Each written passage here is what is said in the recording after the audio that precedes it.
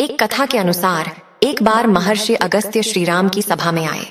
श्रीराम ने लंका के युद्ध की चर्चा करते हुए उनसे कहा कि मैंने रावण कुंभकर्ण को रणभूमि में मार गिराया था तथा लक्ष्मण ने इंद्रजीत और अतिकाय का वध किया था।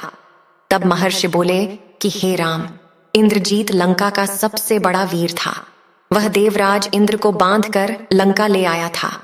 फिर ब्रह्मा जी आकर इंद्र को मांग ले गए। इंद्रजीत बादलों की ओड़ में रहकर युद्ध करता था। लक्ष्मण ने उसका वध किया तो लक्ष्मण जी के समान त्रिभुवन में कोई वीर नहीं है।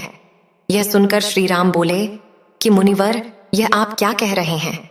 महावीर कुंभकर्ण और रावण को पराजित करना मुश्किल काम था।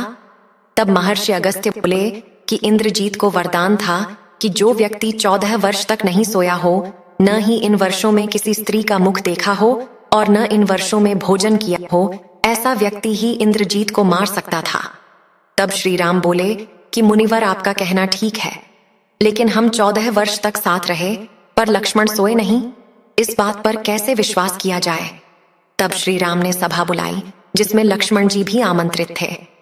लक्ष्मण जी से जब यह बात पूछी गई कि आप 14 वर्ष तक सोए नहीं, क्या तुमने अन्न नहीं खाया? तो लक्ष्मण जी ने कहा कि जब रावण माता सीता जी का हरण करके ले गया, तब हम माता सीता जी को खोजते हुए ऋषिमुख पर्वत पर पहुंचे।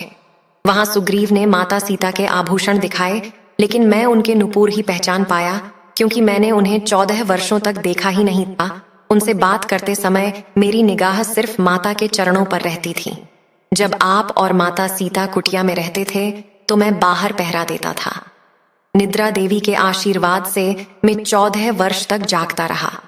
मैं अन्न इसलिए नहीं खाता था क्योंकि मैं जंगल में जाकर फल लाता था और आप उनके 3 भाग करते थे और कहते, यह तुम रख लो। आपने कभी मुझसे उन्हें खाने के लिए नहीं कहा। आपकी आज्ञा के बिना मैं अन्न कैसे खा सकता था? अत 14 वर्ष से सभी फल मेरे पास सुरक्षित रखे हुए हैं। तब श्रीराम ने लक्ष्मण जी को फल लाने का आदेश दिया और उनसे पूरे फल गिनकर लाने को कहा। फलों की गिनती में 7 दिनों के फल कम निकले। श्रीराम ने पूछा, तो 7 दिनों के फल तुमने खा लिए थे? लक्ष्मण जी बोले, नहीं प्रभु, दरअसल जिस दिन पिता की मृत्यु का समाचार सुनकर हम वियोग में रहे, उन दिनों हम निराहार रहे। जिस दिन मैं इंद्रजीत के नागपाश में बंधा था, उस दिन फल नहीं लाया था। जिस दिन रावण ने मुझे शक्ति मारी थी, उस दिन भी मैं फल नहीं ला सका। जिस दिन रावण की मृत्यु हुई थी, उस दिन भी मैं फल नहीं लाया था। यह सब कुछ सुनकर भगवान श्री राम ने अपने आज्ञाकारी और अतुल्य अनुज को गले लगा लिया।